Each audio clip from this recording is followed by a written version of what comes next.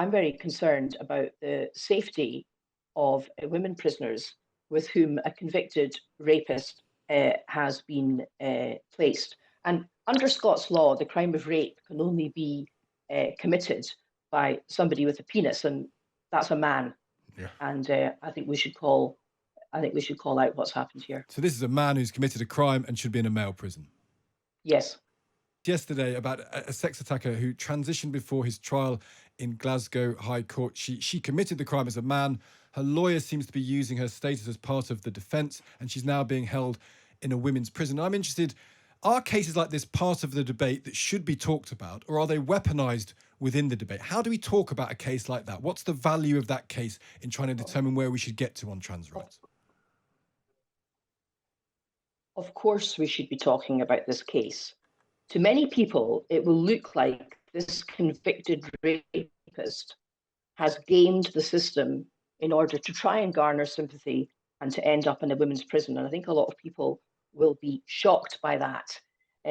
So I think we should be talking about these cases. Women in prison are very vulnerable. Many women in prison have themselves been abused and have suffered injuries over the years. And so they're particularly vulnerable. And perhaps some people would say nobody really cares about prisoners, but the point about human rights is that they're universal and they apply to everyone. So I'm very concerned about the safety of women prisoners with whom a convicted rapist has been placed.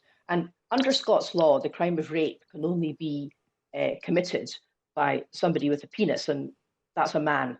Yeah. And I think we should call out what's happened here. So this is a man who's committed a crime and should be in a male prison. Yes. This has been a very long-running thing. Dominic Raab's been banging on about the Bill of Rights for a very long time. It can seem quite technical to some people. Yeah. What would we lose if we got rid of the Human Rights Act and replaced it with what looks like the Bill of Rights? Well, good morning. And just to say, yeah, I mean, this report is a report from our cross-party committee with MPs and peers, and it's a unanimous report. And basically what we're saying is that we think the Human Rights Act, which we currently have in the UK to protect our human rights, is working very well, and that to repeal it and replace it with this Bill of Rights will actually limit the enforcement and protection of human rights in the UK and move us as far away from the approach of the European Court of Human Rights in Strasbourg as it is possible to do without actually leaving the convention. And the government say that they want to strengthen human rights protection and they want to strengthen the role of Parliament and they want to increase legal certainty. But we don't see how this bill will achieve that. And we actually think it will do the exact opposite. But do you concede that there are problems with how human rights legislation is currently interpreted? I mean, there may be bad cases make bad law, but there are examples of terrorists not being terrorists suing the government over the right to socialise. There are individual examples of cases where human rights are being pled for bad reasons by people we wouldn't necessarily want to see them use our courts for that purpose. Well, I think we can all pick out cases where we might feel it was less than desirable that somebody was able to make a human rights argument. But the point about this bill is that it will limit everyone's human rights. It will limit the content of human rights for everyone in the United Kingdom. It will limit the ability of everyone in the United Kingdom to enforce their human rights.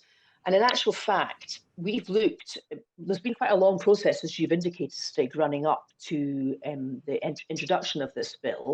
There's been an independent review of the Human Rights Act. The government have done a consultation and my committee have done a consultation. And the overwhelming weight of the responses to that consultation were that the Human Rights Act was working really well. And yes, I mean, we do hear about these cases about foreign national offenders apparently managing to evade deportation by pleading human rights arguments. And the bill will further curtail their ability to do that. But it's only one very small aspect of the bill.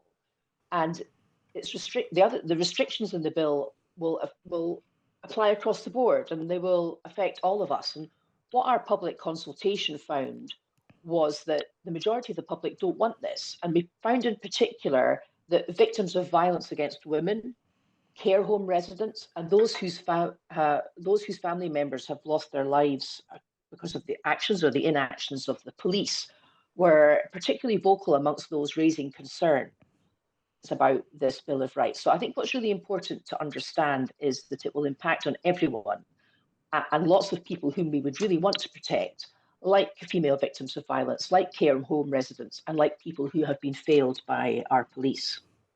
That's a really interesting point. Can we talk about the impact of the gender recognition bill in Scotland, Joanna? I was really interested in your thoughts on this because I'm interested in the clash that may exist within your own political position, and I'm interested to know what wins really for you, because there's a sort of constitutional argument that Scotland should be able to make these sort of laws like the gender recognition bill, and the ideological argument you might have against the specific terms of the bill. Which wins when you come to a decision on this? Well, my arguments against the bill are not ideological. My arguments against the bill are based on human rights and equality law, and I think it's well recorded that I don't think that there was a proper evaluation of the impact of the bill on the Equality Act, and I don't think there was a proper human rights analysis of the bill either. Now, human rights are universal, and of course, trans people should have equal rights, and I think the GRR certainly has the potentiality to improve rights for trans people, but it also has the potentiality to impact on the rights of women and girls and the rights of LGBT people.